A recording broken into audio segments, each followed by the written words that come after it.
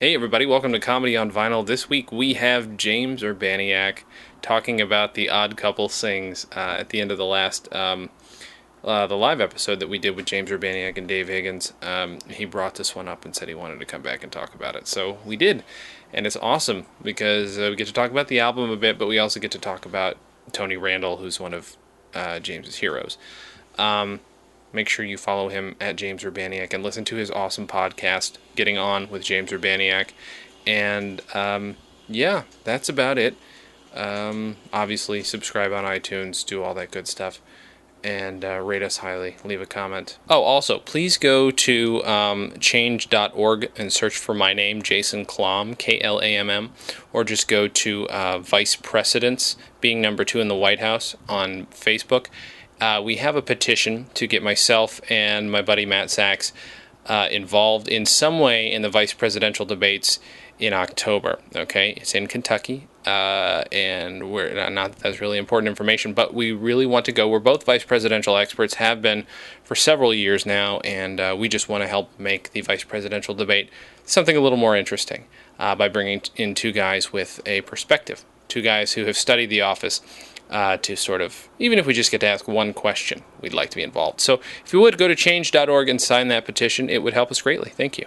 Come here. Come on over to the piano. Oh, will you get off my I just back, want to please? show you something. Show me what? I'm going to teach you a simple scale. It's To you, very it's simple. I don't know anything about All right, music. now just It'll be listen. a- Sing after me. La. La, No. La. la, La.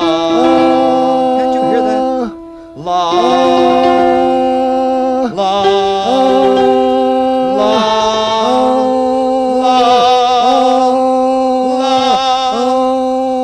You just sing the same note all the You're time. lucky.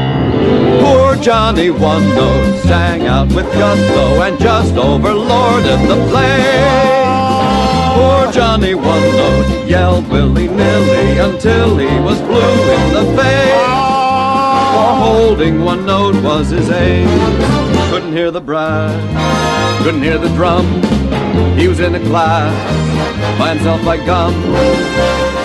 All right, hey everybody. This week, welcome to Comedy on Vinyl. This week, I have James Urbaniak back on the show. Thank you for being here. Of course. Thank you for having me. We're talking about The Odd Couple Sings, which at the end of the last podcast, the live episode we did, you know, the highly successful live episode we did, you brought that one up, and I had never heard of it. Yeah, you were asking me about other comedy albums that I was fond of, and I just thought of that one instantly. I think a few years ago, I heard a track from this album, which is their cover of Carly Simon's "You're So Vain" on the internet. I think I heard it on like April Winchell's site, Oh, or, okay. you know, one of those sites that she has a lot of weird, you know, music and stuff, MP3s on her site. And I just fell apart. I remember hearing Tony Randall and Jack Klugman doing this bizarre cover of "You're So Vain," and I just fell down laughing. And then I listened to it repeatedly. Like, I probably played it 5 times in a row, that first listening. I just couldn't get enough of it. Yeah. And my wife was walking by. She's like, "What's going on?" I'm like, "This is the great." It was like the Sgt. Pepper of comedy, of novelty song tracks. It was mind blowing to me. Yeah. So then I read on the site that it was a track from an album called The Odd Couple Sings from the period in like the 60s and early 70s into the 70s where it seemed there was a law that stars of TV shows had to make musical records. Yeah. Carol O'Connor did one. Henry Winkler did one. And, you know, we've heard many of these camp classics, but I hadn't been familiar with this one. Yeah. And then I think my wife sought it out for me. I think she found it on eBay and surprised me with a vinyl copy, which I treasure. And that is how I discovered the record. And I must say, it's very entertaining. Nothing really compares to the "You're So Vain" cover. Right. Excuse me. But it's a amusing collection of covers. The aforementioned Carly Simon. Yeah. There's a couple Cole Porter covers. there are some, what I assume are just old novelty songs. There's a song called When Banana Peels Are Falling, I'll Come Sliding Back to You, which is either an old novelty song or just a fake one that they wrote for the album. There's an extended set piece that's an original piece called The Odd Couple Opera. I was wondering about that. Where they play the characters of Oscar and Felix, and it's a sort of little odd couple scenario all sung a la opera. And of course, Tony Randall can sing in a sort of... He sings sort of like I would sing, in a kind of crisp character actor, technically competent. Sure. He can carry a tune nicely and has a pleasant quality, and in this very sort of Tony Randall way, he is one of my heroes. Yeah. And then Jack Klugman can't sing a note. No. And the first track on the album is a song called Johnny One Note. Oh, God.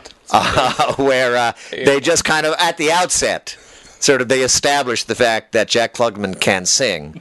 And so Johnny One Note is a little novelty song in which Johnny One Note is this character who can only sing one note. And it's just Tony Randall singing and Jack Klugman going, and they just sort of establish at the outset, like, look, he can't sing. We're just having fun here. Mm-hmm. Tony loves singing, obviously. Right. And it works. It's very charming. I'd say it's probably one of the better of those TV star musical albums. Yeah, at least it admits what it is. It knows what it is from the get-go. Yeah. But I don't know where the opera bit comes from, though, and I'd like to see it re-performed. I was picturing it in my head performed by you and Paul F. Tompkins. I would love to see that. Oh, to do... the opera. I would just kill for that. Well, that's interesting. I would sort of be more partial to covering the You're So Vain. Yeah.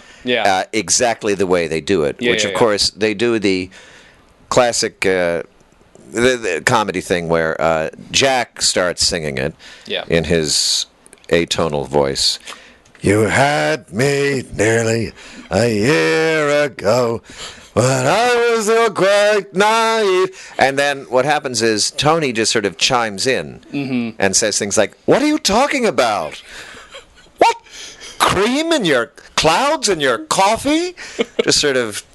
that kind of thing. And then they have a female chorus who come in. You're so vain. And Tony says, who are those people? And it was that stuff that really made me lose it. You're laughing now, just me imitating it. And then later on, the chorus comes back. He goes, there are those girls again. And he just kind of editorializes on the song while Jack non-sings it. And it's terribly simple, but hilarious. So how long what first made Tony Randall a hero of yours then? Gosh, well, I first became aware of him on The Odd Couple when I was a kid in the 70s, and I always loved him on that. And then it was later, as a young adult, that I started seeing his early film work, like his films of the 50s and 60s, Will Success Spoil Rock Hunter, the Rock Hudson Doris Day movies that he's in, like Lover Come Back. And he's really brilliant in those. He's the Brando of comedy. And I'm not joking when I say that. His acting, he's a great actor. Sure. He's a comic actor, but he's a great actor. It's all comedic, but if you break it down, it's just great acting. It's incredibly specific. It's very spontaneous, and frankly, has an element of danger in the 50s and 60s. Just a kind of unpredictable energy that he has, and a really wonderful energy, which he's always had, and this just very specific, very amusing sort of persona, whatever that persona is that he has. I mean, he's a Jewish guy from Oklahoma. He's got this weird background. Yeah. And then he kind of talks like a sort of theatrical upper crust wasp type guy, But he's just great. If anyone hasn't seen like his movies and like his film work pre-Odd Couple, I highly recommend it. He's really funny and really, really inspiring to me. And I just love him.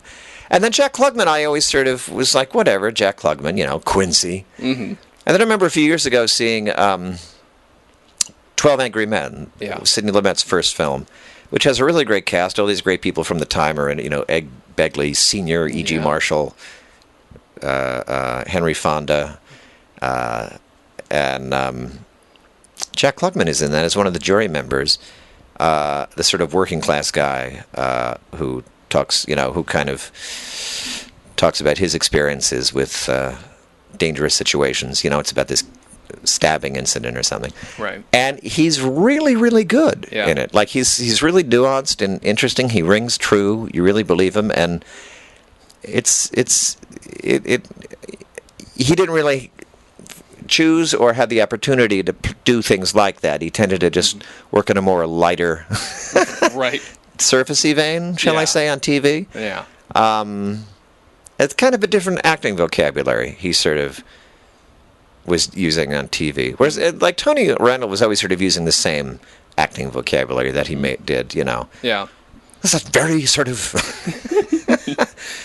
a wonderful energy, but they're just so likable. And I actually, near the end of their careers, I mean, Tony died and Jack doesn't really act much anymore. And of course, Jack Klugman got like throat cancer or something. Yeah. And after he'd gotten the cancer, they were in a Broadway revival of The Sunshine Boys by Neil Simon. Oh, that's right. This is probably in the early 2000s, probably circa 2000, something like that. And I went to see it. Oh. And it was a so-so production, but it was really great to see them up there. And they're just such beloved figures. Yeah. Like, they could do no wrong. Mm-hmm. But Jack, it was like they were mic'd, and Jack Klugman was really, he always had a raspy voice, but now it's like, it was like that. And so, like, a big part of the color of his performance was missing just because he was vocally limited. Yeah. But The Odd Couple sings. Something happier than that. So then easily your favorite track is You're So Vain. Hands down. Hands down. I would pay good money to see that recreated, though. That would be good. It's not a bad idea. Yeah. Well, we can fly that up the flagpole. I think you should. I'm not sure who would be who, because Paul and I are both sort of Felixes. I know. But my first thought, given your voice, was Tony Randall. I would want to be Tony Randall. Mm-hmm. Would you have to fight for it? And then, no, I think Tompkins would do Klugman, but I don't know. Well, I'll pitch that. I think you should. How do you like my new scarf? What color is that? Apricot, of course. Why, of course, apricot. Because it goes with my eyes. Very, very few people can wear apricot. Can I borrow it sometime? No, I'm sorry, you may not. Why not? Because I just told you, I'm the only one who can wear apricot. You walked into the party like you were walking onto a yacht. What? Your hat strategically dipped below one eye. Your scarf, it was apricot. Yes, apricot. You had one eye in the mirror as you watched yourself gavotte. And all the girls dreamed that they'd be your partner. They'd be your partner, and you're so vain. What are you saying? What are you talking You about? probably think the song is about you. You're so vain. I bet you think the song is about you. I don't know. I don't know. I think you're going crazy. So do you pick this up every once in a while? Or do you just have the MP3 just there? I haven't listened to the record probably since I got it, but I have listened to the a couple times online. I've posted the MP3 of You're So Vain. Like, I posted it on Twitter a couple of years ago, and I remember James Gunn, the screenwriter and director, who was an old friend of mine from New York, heard it, and he loves the outre, the bizarre, and he retweeted it and wrote some all caps thing like, "This is amazing," or "What the hell is this?" or "unfucking believable," or which it is. Sure. So now and then I've thrown that one on the internet just because I want people to be aware of it. Do you find yourself hunting down novelty albums ever? I haven't really bought any in a while. I used to buy a lot of comedy albums. I was a big fan of. Has anyone on the show done Dickie Goodman? No. The master of the break-in record? No. Do you know who Dickie Goodman was? Don't know. Dickie Goodman was a guy who made these comedy records starting in the 50s through the 70s. He did one about Jaws that were called break-in records, where you would take pop songs of the day and cut them into little sketches. Mm-hmm. So he'd say, Mr. Jaws, what do you have to say to Sheriff Brody? Why can't we be friends? Why can't we be friends? Mr. Jaws! Oh, God, yes. And other people have made these records. Mm-hmm. Albert Brooks kind of had fun with those on A Star Is Bought, too. He does a whole bit like that. Oh, he does a break-in record parody? Yes, but like his own songs that just worked in perfectly to it, like brilliantly produced. Right. So I had the Mr. Jaws record, which was an LP that came out in like 75 when Jaws came out, and it had Mr. Jaws got a lot of play on the radio, and then I loved it, and it also had a bunch of his old ones, like there was one about flying saucers landing. Mm-hmm. What will you do if you see the flying saucer? I'll just take a walk down Lonely Street, or something like Elvis. I can't even remember what the setup was. Yeah. And then I heard Mr. Jaws like a couple years ago, and with all due respect to Dickie Goodman, it just didn't land the same way it did. Right. Let's put it that way. Right. And he's got a wonderful kind of wooden delivery and a sort of vaguely East Coast. Mr. Jaws, what did you say? Everything is just kind of shouted. That was a case where a comedy record from my youth, which I loved, was kind of not holding up anymore. Right. But I could go on and on. Yeah. Martin Mull, Martin Mull made a series of wonderful albums, and I had them all. Has anyone done that on this? No, actually. Yeah. All right, Future. I've been wanting to. Future. Have you? I'm Everyone I've Ever Loved. Yes. No Hits, 4 Errors, the best of Martin Mull. I think that's the one that I have. The other ones I keep wanting to buy just because Perfect. the covers are beautiful. Called Perfect, yes. They're great.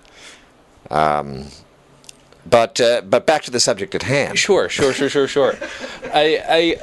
I'm trying to think of how we turn it back. It's hard with a novelty record because it's obviously produced for fun. Some of them were, like, we did this. We did Zero Mostel sing songs my mother never sang. All right. That sounds good. It's fun. It's fun. It's another album where he knows that he's just Zero Mostel and he's getting to fuck around and he's getting a paycheck. But it's... Well, he is, of course, he's well known as a musical comedy performer. For sure. Which is not what Tony Randall, even though he's, he can carry a tune in a jolly way, he wasn't known as a musical comedy performer. Sure. It's just so weird. If you listen to this album, it's just him screaming and bellowing and not even singing at his best. He was famous for just doing what he wanted on stage. Mm-hmm. Like there were the people who made Fiddler on the Roof tell stories about him just, going off book and improvising. Mm-hmm.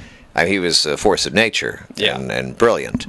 Part of that was like, people are here to see me. Yeah. Or listen to me.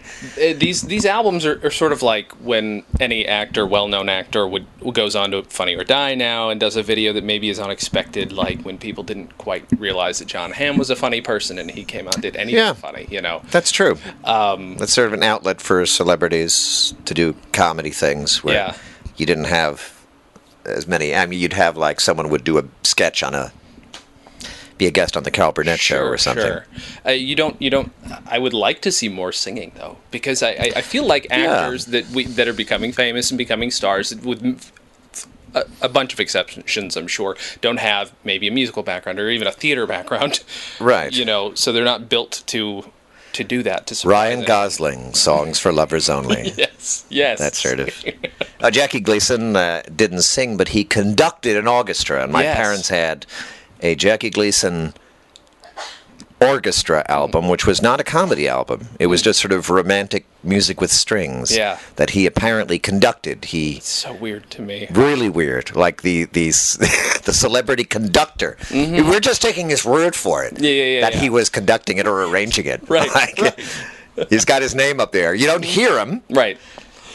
It's just this weird way, it's that is as strange as like a spoken word album. I'm trying to think, what was this? I haven't bought it yet. Oh God, there's a John Wayne spoken word album out there called America, Why I Love Her. It's very expensive. It's hard to actually get your hands on, but I've got some of the tracks somewhere, but it's just him pontificating on why America's great and why you should serve, even though the man never served himself. There are some other albums, I'm a real actor freak, and so there are these... many decades ago, there was a thing where straight Broadway plays, not musicals, but straight plays would record a cast album. So, of course, you'd have the musical albums with the songs from a show, but there was a thing where they would do studio recordings of Broadway shows. Why have I never heard it? And I've got a handful of them. There's like A Long Day's Journey into Night. I forget who's in that. Alec Guinness, who's another one of my heroes, was in a play about Dylan Thomas in something like the early '60s or something, called Dylan. And there's an album of that, which they recorded in a studio. It's just them doing the play. And so weird. That was a very popular thing. But it's standalone, no sound, no effects, right? Just in talking. I think there are probably effects. It's sort of produced like a radio play. Okay, all right. So they put sounds in, but it would be the original cast doing basically their performances, but in a recording studio. And that was a popular thing, and I'm interested in that because I love all aspects of showbiz history, and it's a great document of something that You get you get to listen to performances by actors who are like Guinness, from film, but then these are extra. Charles Lawton, another one of my heroes, made a few albums. He used to read poetry and recite things, and I've got one of those. I know another guy who's got great comedy albums is Peter Sellers. Yes, of course. Yeah. Which are really remarkable. And I don't have any of those either. But those are great. There's a box set of all of them. Really? That came out a few years ago. That I have them all on CD. I mean, I know his "She Loves You" bits. The "She Loves You" bit is brilliant. Yeah. And even before then, like in the 50s, pre-Beatles, George Martin was producing Peter Sellers' comedy albums. That I didn't know. Like George Martin was an all hand at comedy producing, which you can actually get a sense of, even if like Sgt. Pepper and the Beatles, that just the sort of detail and depth and originality is sort of... you can actually look at the Peter Sellers albums and go, oh, there's a parallel there. Right. And John Lennon, of course, loved comedy, and they all loved comedy, and so the like the 50s Peter Sellers albums are like produced by George Martin. That's so weird. I didn't know that. I mean, it takes a certain skill to really like. He was already an experienced like middle-aged guy when he worked with the Beatles, so he'd already been doing this stuff. Yeah. You don't, because most comedy albums now are stand-up albums. You don't really have anybody getting to experiment with that kind of thing, which is something again, I don't like to. I don't like to talk, be too just nostalgic on this show, but, I do miss that. A good sketch album, well-produced sketch album. Yeah. And I don't see it happen that often. Yeah, there's not as much anymore. There's a few. Didn't Norm Macdonald made a sketch album a couple of years ago? Yeah. Buddy, we've had our ups and downs. We had our fights and our arguments, but we've always snapped back, and I have figured out why. Why? Look, there is a battleship... There is a sailing ship, but the most important ship is friendship. If you're ever in a jam, here I am. If you're ever in a mess, SOS.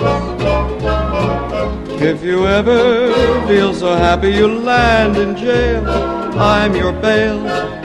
It's friendship, friendship.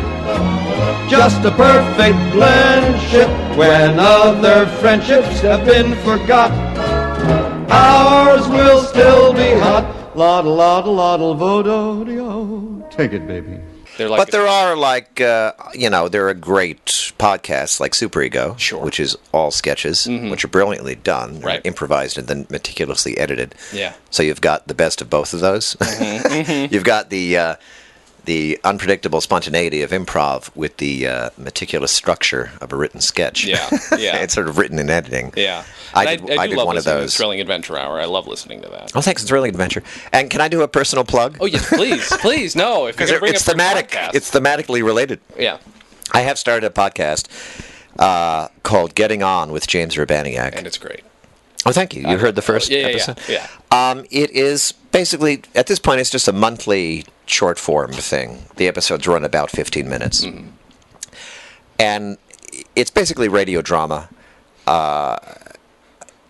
Each episode is essentially a monologue by a character named James Urbaniak, played by me. But he's not necessarily me. Mm-hmm. And I'm getting various writer friends to write each episode. So each episode is by a different writer. And what I'm saying to all my writer friends is, the only rule is the character is James Urbaniak, and he is recording a podcast for people to hear. But what he's talking about, where he's going off, to... Mm-hmm. Who he is, he could be an actor in L.A., he could be a forest ranger in Alaska, for all I care. Right. It's up to you. It's just, his name is James Urbaniak, he sounds like me, but he could be anybody. And he doesn't even have to be sedentary, he could put his tape recorder on his shoulder. Yeah. Like in the first one, I'm walking around the house, I go to the refrigerator. Right. But I've got different, the first episode, which as of this recording is the only one that's up. The next episode will be up on September 29th. Okay. I'm sort of looking at like the 29th of each month is when I post them. Mm-hmm. But the first episode is written by a woman named Anne Washburn, who's a great old friend of mine and a wonderful playwright who's based in New York. Mm-hmm. And I've got, the next one is by a friend of mine, a writer in L.A., a very talented young woman named Bree Williams. And then I've also got Todd Alcott, who's a great old screenwriter, playwright guy, and a guy named Andy Bragan out of New York is writing one. Uh-huh. So I've got all these exciting people, really talented people doing them, and they're all sort of up for the fun of the project. Yeah. And it's just sort of old-fashioned radio drama, but I'm just producing it myself at home. That's awesome. And it's just sort of something to do. Yeah. I was just thinking about doing a podcast and thinking, well, what would I want to do?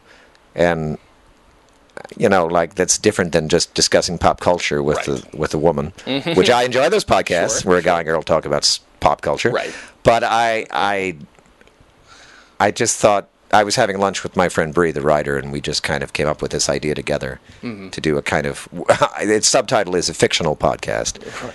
So, but it is in that sort of tradition of like audio comedy. I mean, it's basically humorous, though it some of the stuff is actually gets a little darker. But so that's just been really fun, and there's a Libsyn site that's just this sort of podcasting service. Yeah. So there's a URL called gettingonwithju.libsyn.com, and you can also find it on iTunes. Just look for Getting On with James Urbaniak, and yes. I mean, that's the other thing is like I do sometimes kind of whine about not enough comedy albums, but honestly, there are plenty of podcasts out there trying different things. And and there's wonderful stuff, and I mean there are these prolonged sketches on Scott Ackerman and all those guys. Yes. Paul again. Paul's on every comedy podcast. God. I know it's. I did not know, because he's a guy who I just knew was a stand-up until I started listening to podcasts, and then knowing just the characters that he can. I didn't expect that out of him ever, because I'm not in the community, but it kind of blows my mind a little bit. Yeah, he's pretty brilliant and a real mensch. Yes, proud to call him a friend.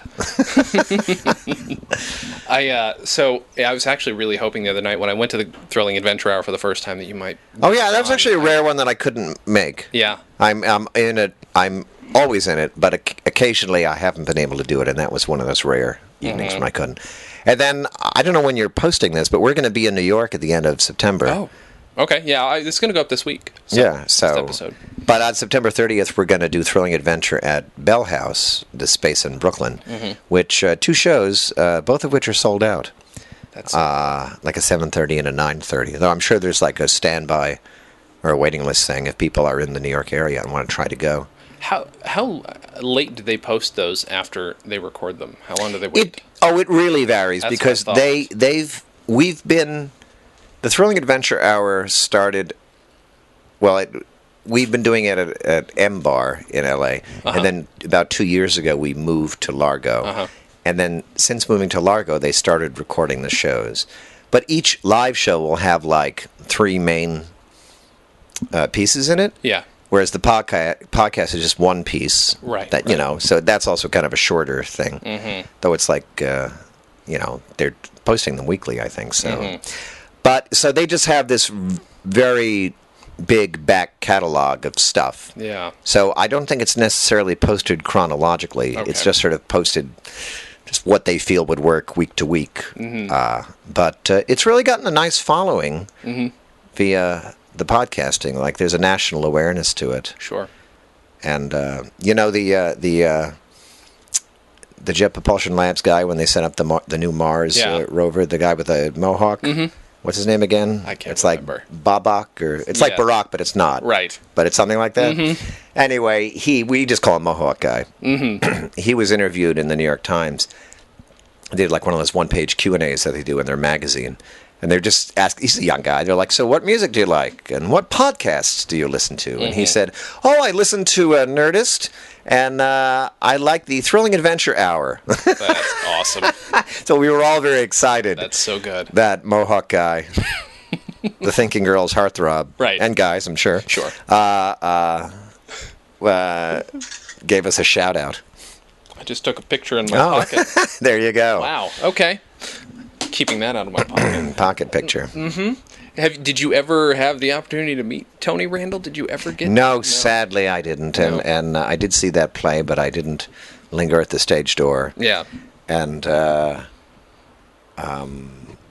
yeah, my wife actually once, years ago before he died, wrote him a letter telling him that I was such a fan of his, but we didn't hear back, and I don't know if it even got to him. It was like through a representation or something. Yeah, that is sort of, you know, one of the great pleasures of being an actor is meeting old pros, people I admire. Right. And that is one I would have loved to have met, but it didn't happen. But we've got all this stuff to watch and listen to. Yep. Let's see. I'm trying to think. This is like I said. The novelty ones are odd, are weird to discuss. Actually, "Friendship" is one of my favorite songs of all time. Just because, but I didn't hear it in. What's it from originally? Is it from Anything Goes originally? I want to say it's from Anything Goes. That sounds right. That's another Cole Porter. Yeah. But yeah, they do like 3 Cole Porters on there. That's very charming, and you know what you really get a sense of is a genuine sense of friendship, and a real sense of the two of them who have such distinct personalities as performers really enjoying each other. And there's a little peripheral improvisational thing, like they're always obviously Randall's just improvising during the You're So Vain. We're saying, what are you talking about? And then Klugman and a lot of them is saying, what do you mean? What are you saying? And they have this wonderful, fake rivalry on there. But you can tell they're just really enjoying each other's energy. And that really comes across. Like, that's such a big part of their comedy, too, is just... That's part of what gives the album a lot of charm, is that you really do get a sense that they're just enjoying themselves and enjoying each other. And it's just a trifle, but it's... I mean, I was thinking, it's like, who buys this and listens to it? Like, you don't put this on regularly like you would a great musical album. I assume it's a party album. Is that... I guess so. I was really thinking that today as I was coming over here, like, who bought this? And when did they play it? Yeah. I mean, I feel like it only resonates now with the idea that this was once made as a mistake.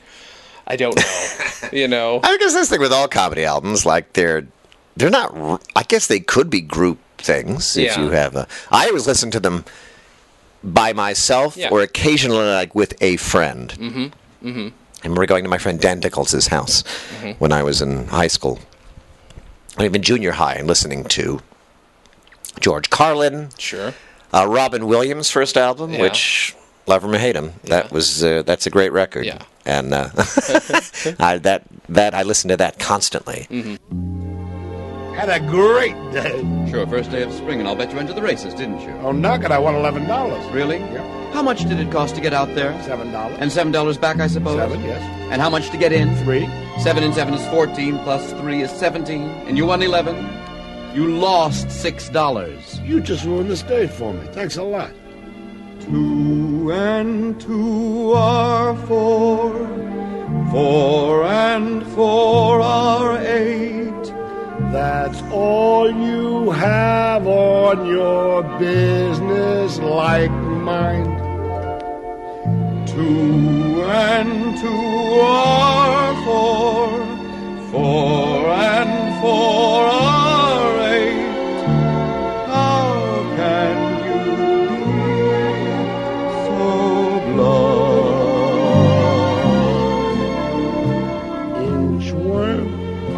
Inchworm, measuring the marigolds. It's called Reality What a Concept, right, yes, and it's yes, his yes, first right. album.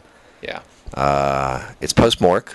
Because he addresses Mork in the album, and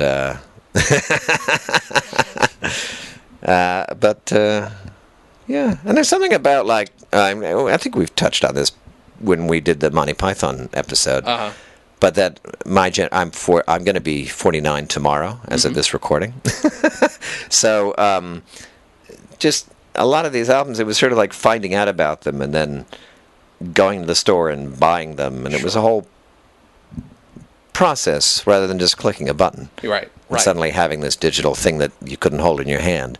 Yeah. There was something to be. I mean, I'm totally pro progress in technology. Of course. But if you experience that, there is something kind of wonderful about hearing about these comedy albums and then having to go find them. Yeah. And listen to them, and that wonderful old thing of when you put the needle on the thing and the record starts. But I'm getting real old fogey, old guy being sentimental about records. But that's what I do. I mean, like I'm reliving it through people on here. They're telling me, "Have you ever heard this album? This meant a lot to me." I'm like, no, I'll go find it. Yeah. Now I have to hunt it down. And that's, for me, exciting. I like things that are rare, underappreciated, or that's why I also study the vice presidency for no apparent reason. That's why there's a Spindle Avenue bumper sticker up here.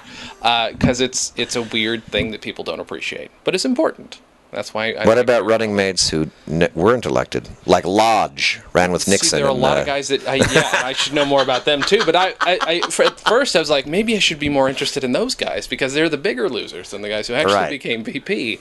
But yeah, that's kind of what that's like what this comedy album is. But I listened to this again this morning, and I swear to God, like even just hearing Tony Randall just dick around on this thing, just be a goofball, is inspiring because his energy and his he just goes for it. He commits. Yeah, he really commits, even to a silly thing like this, and his joy in committing translates, and it's really great. He really is. I think you could. I think you could say he's underrated. Yeah, in the sense that people. I mean, he was a much beloved comic actor, and I think of a much beloved sort of TV comedian, but he really is an extraordinary performer, and it's so effortless that you don't think about it, But it's a classic thing of like comedy films tend not to win Oscars, and that the technique of comedy acting and is as equal a technique to dramatic acting. Sure, but it's not given the same sort of ostensible respect because of the way it's supposed to make you feel. I guess I don't know, or people who don't. Another guy who actually is very similar to Tony Randall, I think, is Gene Wilder. Yes. Who, just in terms of a really wonderful actor, who is a comic actor, those are roles he plays, but again, you just take it apart technically, it's all about beat to beat and being incredibly specific, and also has this unpredictable energy. And an intensity that we, you can compare to the intensity of like the great actors, studio actors, Right, or Sean right. Penn, or And I mean, James he was an Dean, actor, or studio Marlon actor, Brando. Like, yeah, that he was. You know? And just because he looked and had a certain personality and a certain quality, Mm-hmm. he tended to play comic roles and was great at those. But he and Randall are very, very similar in their technique. Yeah. And they're really actors first and foremost. And then Absolutely. it comes out funny because they're just funny. And then, Yeah. you know. Gene Wilder's told that story several times. I can't remember what show it was. I want to say he was doing Mother Courage, and he was getting laughs and did not expect them. And I think Mel Brooks or someone was in the audience, and That's he said, right. Why was I getting laughs? 'Cause Anne you're Bancroft funny." was in that. It was at Lincoln Center, Yes. I think, in the 60s. And the rest is history. Yeah. And he didn't know he was funny in that way, I guess, which is odd to me. But that level of commitment is going to be funny, I think, inherently. Yeah. Well, he just had a certain quality that read as funny. Yeah. And but those guys, it's timeless. Like, they're great performances. Like, you could look at the Rock Hudson, Doris Day pictures. They're very much of their time, and you know, the sexual politics is very early '60s Yeah. and whatnot. But like, and Rock Hudson is Rock Hudson, and Doris Day does her Doris Day thing, and they're both fine. Sure. But Randall comes in and just wipes the floor with everybody, Right. and just jumps off the screen, and it's crazy. And his acting hasn't dated a second, not a second, since the day he shot it. Yeah. Just as a performance, as a piece of acting, as a piece of comedy performing, it's just, it like could have been shot yesterday. Is it because he played a certain type of role, do you think, that that people treat him like just a pop culture reference, and that's one of the reasons he's... Yeah, well, like a lot of actors, he had a persona, which he does, you know, he's not known...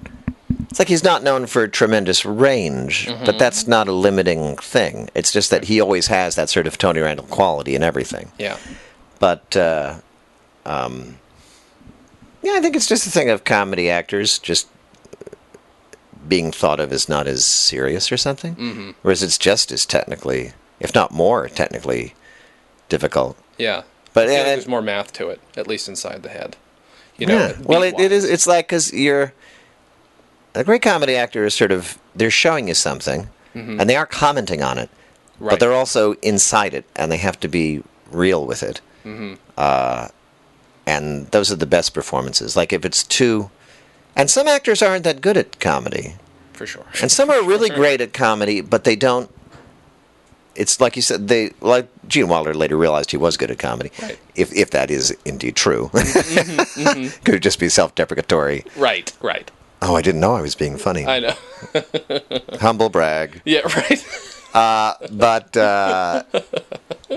like John Travolta, who's a great actor, and actually, if you look at Saturday Night Fever, that's a richly comic performance. That John Travolta is a smart guy playing a dumb guy in that movie. Yeah. He's a very sophisticated actor playing this very unsophisticated young man. Sure. And he's showing you that young man's unsophistication, often hilariously. Like, Yeah. there's lots of really funny moments in that movie, and it's all about him playing this dumb Yeah. Brooklyn guy, you know. And also, he's doing a dialect in that, which people don't even remember. Like, John Travolta doesn't have that voice. Right. He has this kind of Jersey drawl. Travolta sort of has a Springsteen accent. There's this weird Yeah. drawl. But he's doing this, you know, he's like doing a Barbarino thing, you know. He's doing, hey. So he's doing a dialect, which he doesn't get credit for, like you're Meryl Streep. So it's a dialect performance, first of all. Might as well be playing an English guy, a guy from Jersey playing a Brooklyn guy. I mean, I'm from the East Coast. Those are very different dialects. But that's a hilarious performance. But then, like, I remember he hosted SNL a few years ago, and he just wasn't funny. It was like, and I say this, I really respect him as an actor. Sure. But it was like he was kind of trying to be funny, and that was it. It was general, Yeah. and so it just wasn't funny. Whereas the reason he's so funny in many films, like Saturday Night Fever, is because it's not ostensibly a comedy. He's just playing the scenes, but he's aware that there's humor to these moments, and so he's just playing these moments, and so he's hilarious. And then I think there are probably examples, too, of, like, great comedians sort of playing it straighter, but not being as... Like, they somehow miss at what made In a sense, like there's no difference between comedy and tragedy, or in acting. It's just context. It's just do the same thing, Sure. and the context will make the comedy or the drama resonate.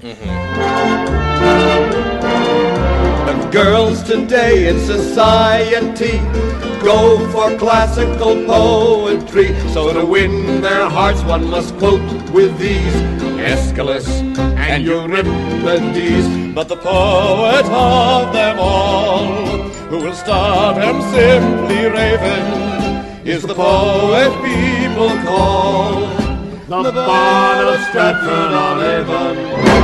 Brush up your Shakespeare, start quoting him now. Brush up your Shakespeare, and the women you will wow. Just declaim a few lines from Othello, and they'll think you're a hell of a fella. If your blonde won't respond when you flatter her, tell her what Tony told Cleopatra.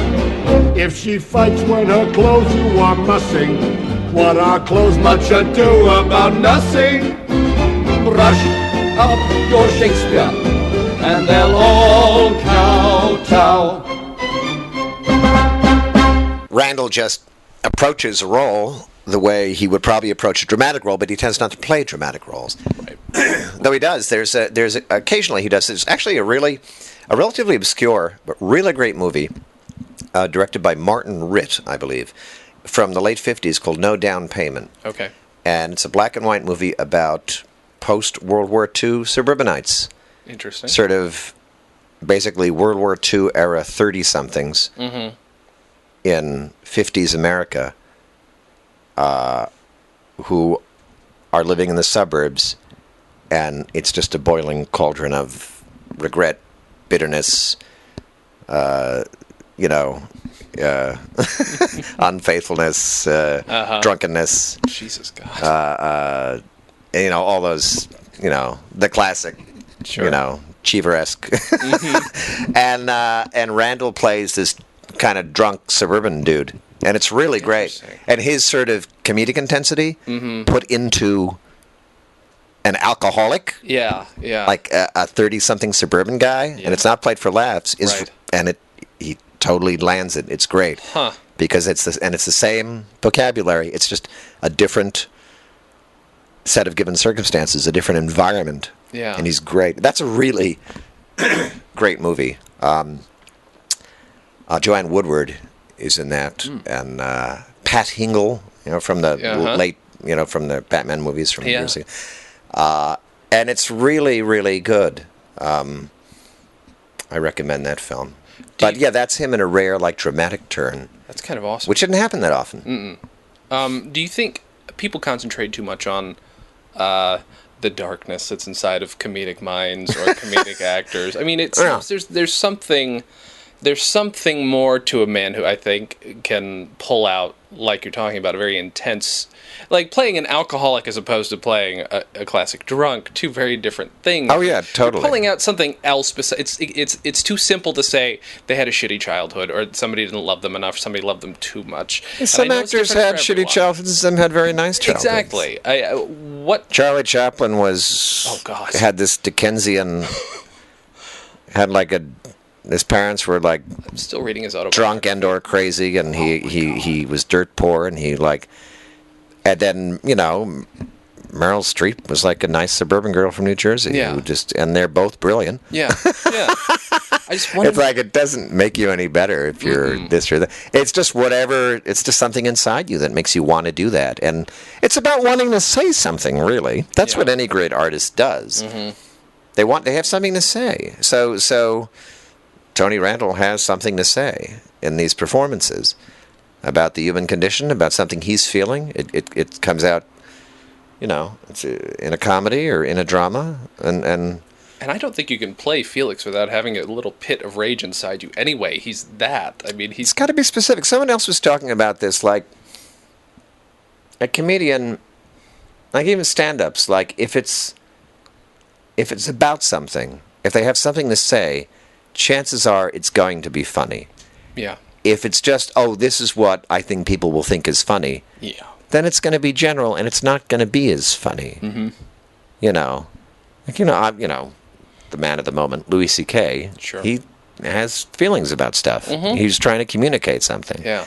And then maybe a lesser comic is just, there are these cliches in the olden day, mother-in-law jokes or whatever. It's like, this is just, and then today we have our version of those jokes, whatever they are. And it's like, oh, well, this is taken to be funny. Right. So I will do this. And that's the difference, is like, it's just got to be specific and personal, and then it will land. Yeah.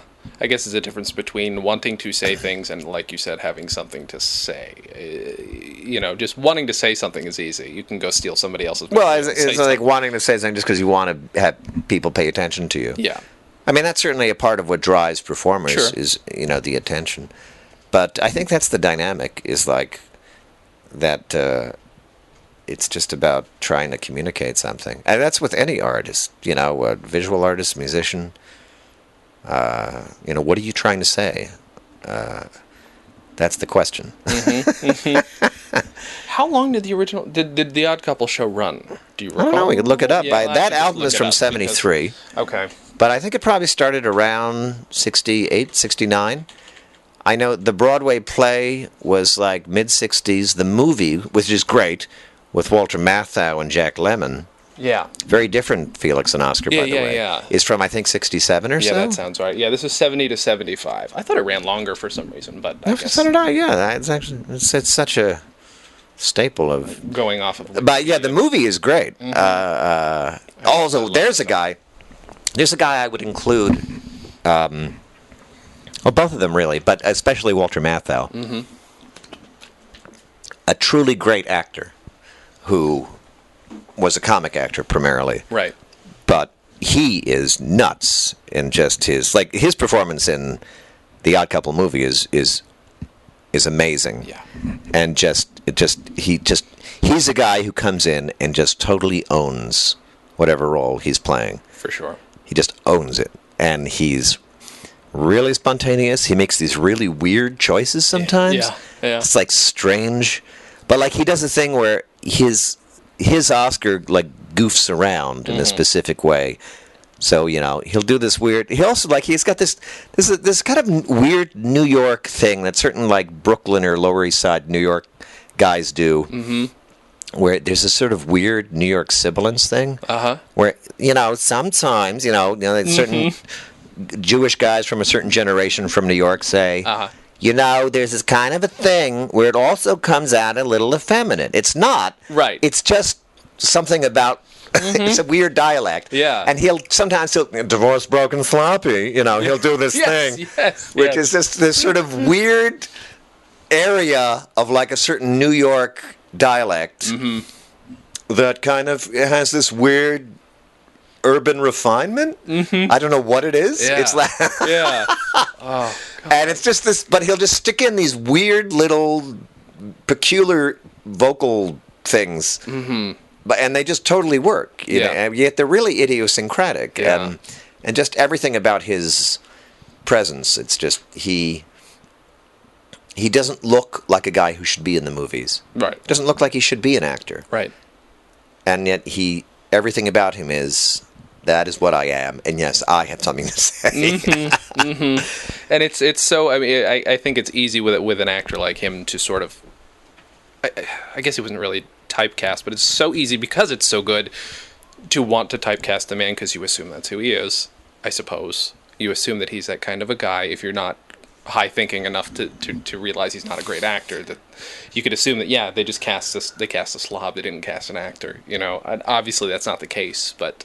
Right. He's much more. It lands as a. I preferred. I think I like. I think I like Walter Matthau's Oscar the best, but I do love Tony Randall's Felix. Although Jack Lemmon is great too, and he and all the supporting guys in that. All those old. That's just. I just love all those old character guys. John Fiedler, the guy with the high voice, that guy. Yep. And all those Herb Edelman. God, it's filled with playing Murray the cop in the movie, as opposed to Al Molinaro, who played him in the TV show. That is one of the great Neil Simon scripts. But yeah. I was going to give you a chance to. Yeah. But, Oh, you want to hear the fake lyrics to The Odd Couple that a friend of mine wrote? yes, I do. It's my friend Bob Cucuzza did this for me, although someone he knew wrote it, and I forget who that was, but Okay. It goes like this. You take a messy guy and you put him with a neat guy. Dun, dun, dun, dun, dun, dun. You take a messy guy and you put him with a neat guy. Dum, ba, dum, ba, dum, ba, dum, ba. Crazy complications.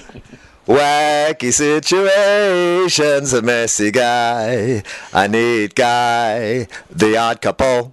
That's the best part. I think it should be Amazing. wacky situations first and crazy complications next. But yes, Still, the odd couple. that's amazing. Applause, applause. We like applause because it means when it is striking us, the audience is liking us. Our work demands you don't sit on your hands, and if the hand's tremendous, then we live, we thrive. You keep us all alive with bravo, bravissimo. We're dead if it's pianissimo. But work is work is work we never shirk in a happy land of tinsel and gold. Because we like applause. Whether you're a Swiss bell ringer or a crooner or a singer, a monologist, ventriloquist or what? Or a dog act or magician or a musical saw musician or an ingenue or pianist who is hot. Whether you play Punchinello, Little Eva, or Othello, having heard the call you've given all you've got. Now the film actually has. That's a great tune. Yum, ba-dum, ba-da. And the movie has on the soundtrack to the movie they have. It's not in the film, but on the soundtrack there's one of those terrible period group choruses singing Odd Couple lyrics, which my understanding is back in the day, like if a producer of a film wanted to make some extra money, he would quickly write some dumb lyrics for the theme. Oh my God! And then register that with whatever ASCAP, and then he would get lyrics by. That's amazing. So there are really, I believe, I think the theme is written by Julie Stein, who was a famous Broadway composer. I'm not totally sure, but there are lyrics, and I've heard this on the album, not this album that we're talking about, of course, the soundtrack to the movie, The Odd Couple, and you hear a chorus go, it's something like, to everyone they meet, they are known as the couple, which don't even start to break down why that doesn't work. They're known as the couple. Well, no, the show is called The Odd Couple. So, in fact, they're not supposed to be known as a couple. Right. They're actually unlikely roommates who are... Anyway, forget it. Oh, my God. Dreadful. That's the worst. That's horrible. Is there... I feel like... there are guys like Tony Randall who, like you say, brilliant but underappreciated, and the word character actor gets applied to them. People, I don't know. There seems to be a lack of appreciation, even though the man was a leading actor. I think just not. Certainly, he's appreciated, and but I think it's just a thing of not thinking of people like him as great actors. In the way we talk about other actors. But I think the reason people love character actors so much, though, is that they do resonate in these quote-unquote small parts. And I wonder why they would go unappreciated so much, and I don't know. Well, I think it's specifically an actor like Tony Randall who's really only associated with comedy. Yeah. And with a couple exceptions like that movie that I mentioned, really is just known for comedy, and so... people who are only known for comedy are just not thought of in the same way that you think about, like I said, Marlon Brando and people like that. I don't know what we're missing, though, to get a few comedy nods in the Oscars again. It's not, Madeline Kahn was nominated for Blazing Saddles. Oh, yeah, back in the day, Annie Hall was a big deal when Annie Hall won Best Picture. Yeah.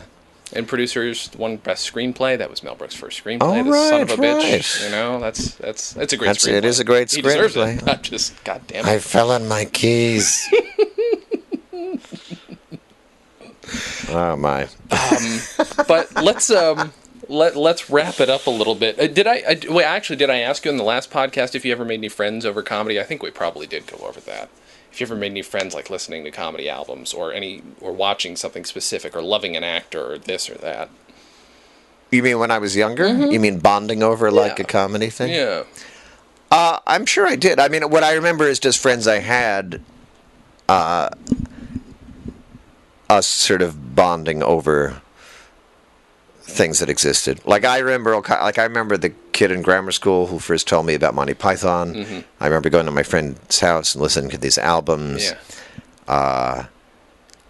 I think I might have mentioned this on the other podcast. I remember once being in high school and seeing a boy I didn't know wearing a T-shirt that he had made at the mall, you know, where you put letters on, and it said Ruddles. Oh, yes. And that was like, whoa, you know about that. Mm-hmm. So those are the kind of bondings that I remember. Yeah. And I got to say, like, now as a grown-up, in New York, where I lived for almost 20 years, I was very much part of the sort of theater scene, and to a degree the independent film scene, but not so much the comedy scene. Like, there was a little overlap. But here, I'm just... so many people I know are part of, like, the LA comedy scene. Yeah. And I've really kind of fallen in with... And I've made many friends here who are part of that scene, who are... But that's, you know, like, people who are creating it. Yeah. Not just listening, you know, making it. And right. That's been really fun. And then to sort of just, you know, to also then do things with, you know, to these people, you know, do Thrilling Adventure Hour with Paul and all those people. And do Super Ego and just, you know, I've done various things at UCB and that's much more.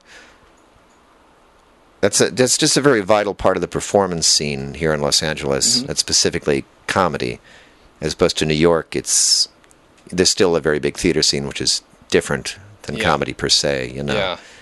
Yeah. So that's been a great thing. Is just being here and kind of being a part of it. And there really does seem to be, you know, in the last. There is just a kind of. It seems like an exciting time to be here. There really is a very vital thing going on. That's really fun to just, you know, be, you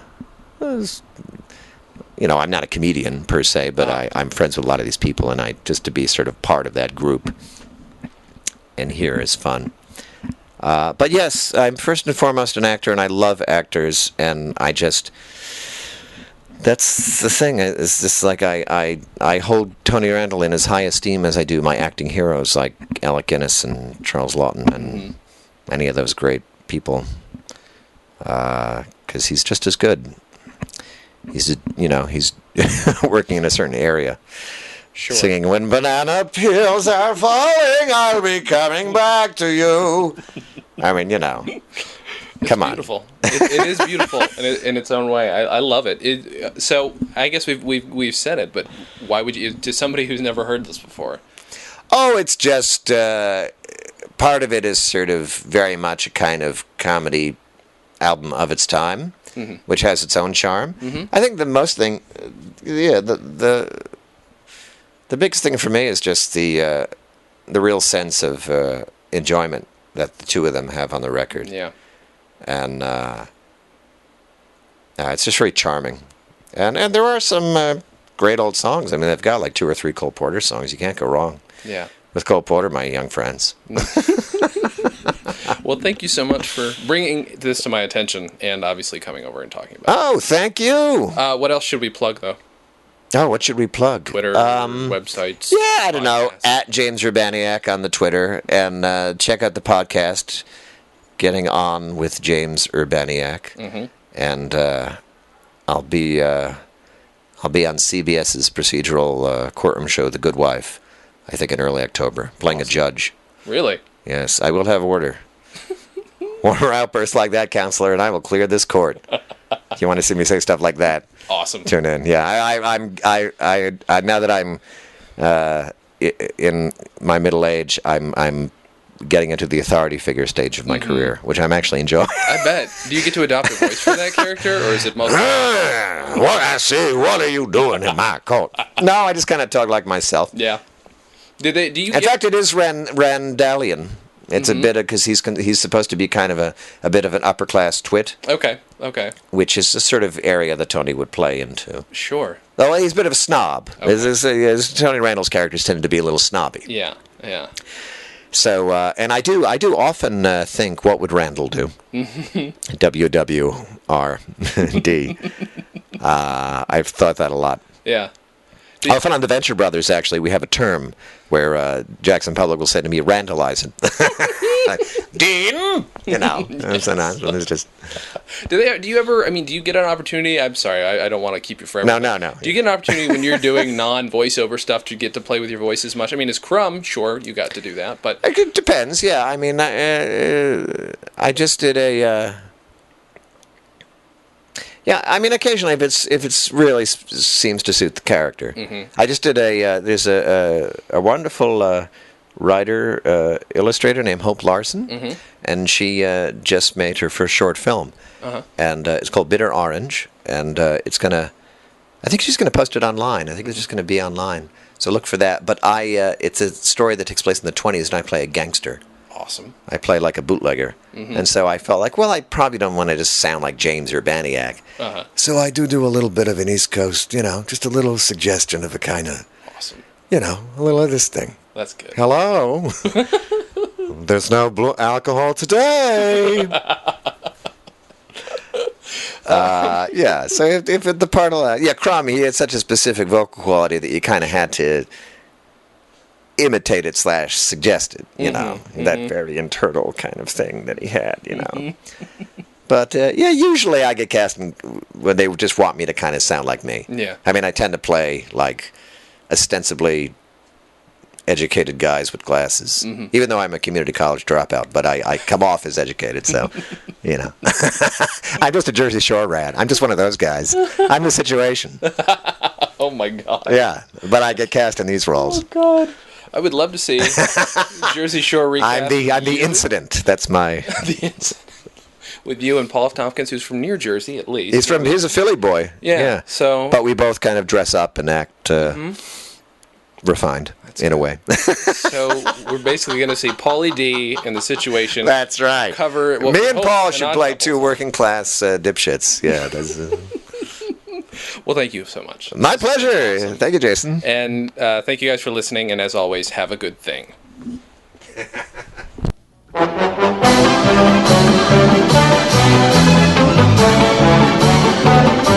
Comedy on Vinyl is a production of Stolen Dress Entertainment. It is produced by Mike Warden and is hosted and edited by Jason Klamm. Visit stolendress.com to listen to our other podcasts, to read our blogs, read our tweets, watch our videos, and read our books. Please subscribe on iTunes, rate us highly, and write your reviews. You can follow us on facebook.com/comedyonvinyl and Twitter @comedyonvinyl. Picking blueberries, that's when I feel blue for you. When I'm picking those onions, that's the only time I cry for you.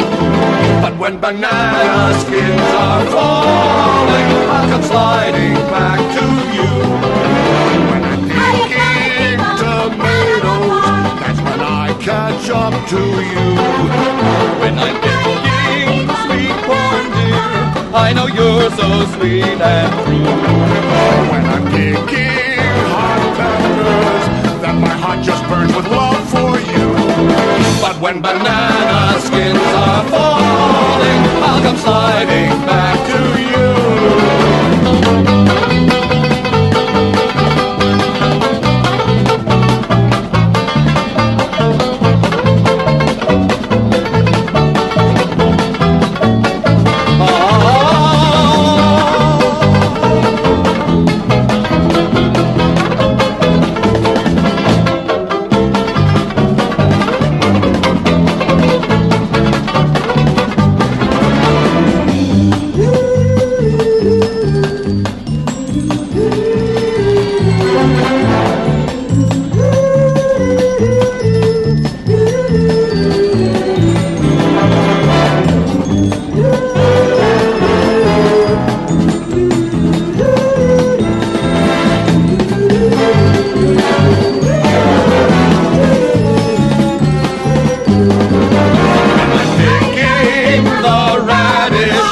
like your reddish hair, it glows.